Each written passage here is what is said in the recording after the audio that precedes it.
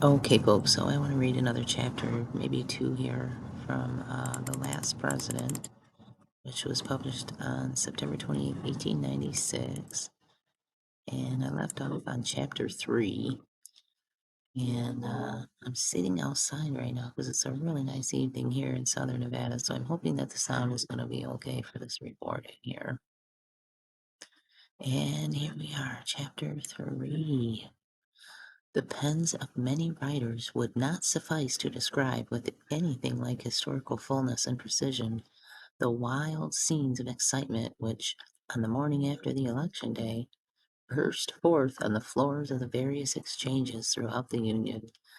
The larger and more important the money center, the deeper, blacker, and heavier the despair which sank upon them after the violent ebullitions of protest, defiance, and execration had subsided. Boy, they sure use some very descriptive, specialized words back then, didn't they? With some, it seemed that visions. There's a car going by, sorry. With some, it seemed that visions of their swift but sure impoverishment only served to transform the dark and dismal drama of revolution and disintegration into a side-splitting farce, and they greeted the prospective loss of their millions with loud guffaws and indescribable antics of horseplay and unseemly mirth. As the day wore on, the news became worse and worse. It was only too apparent that the House of Representatives of the 55th Congress would be controlled by the combined vote of the populist and free silver men, while the wild joy with which the entire South welcomed the election of Bryan and Sewall left little doubt in the minds of the Northern people that the Southern senators would, to a man, range themselves on the administration side of the great conflict into which the Republic was soon to be precipitated. Add to these the 20 senators,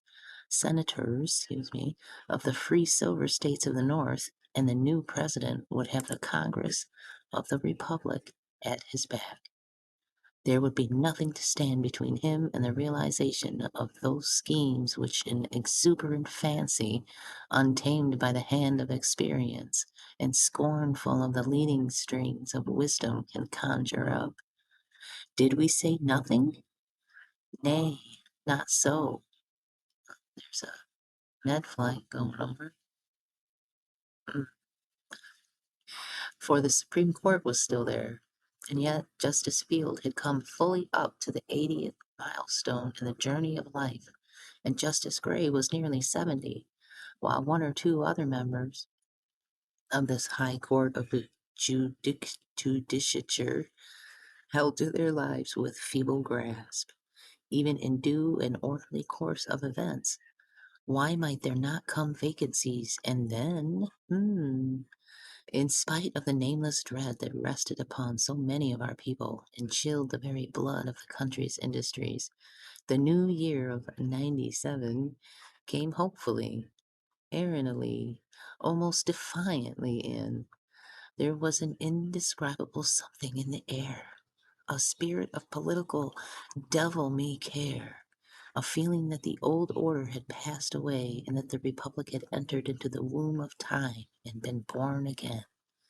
This sentiment began to give outward and visible signs of its existence and growth in the remote agricultural districts of the South and Far West. They threw aside their working implements, loitered about, gathered in groups, and the words Washington, White House, Silver, Bryan, offices, 2-for-1, the South's Day, reign of the common people, taxes, incomes, year of jubilee, free coinage, Ross, Wall Street, Eldgeld, Tillman, Peffer, Coxey, were whispered in a mysterious way with head noddings and pursing up of mouths. As January wore away and February, slipping by, brought Bryan's inauguration nearer and nearer, the groups melted into groups, and it was only too apparent that from a dozen different points in the South and Northwest, Coxey armies were forming for an advance on Washington. In some instances, they were well clad and well provisioned. In others, they were little better than great bands of hungry and restless men, demoralized by idleness and wrought up to a strange degree of mental excitement by the extravagant harangues of their leaders, who were animated with but one thought, namely, to make use of these vast crowds of silver pilgrims, as they called themselves, to back up their claims for public office. These crowds of deluded people were well named silver pilgrims, for hundreds of them carried in hempen bags pieces of silverware, in 99 cases of 100,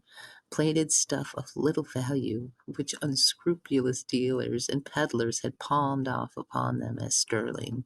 with the promises that once in Washington, the United States Mint would coin their metal into Bryan dollars, giving 2 for 1 in payment for it. While these motley armies marched upon the capital of the Republic, the railway trains night and day brought vast crowds of new men,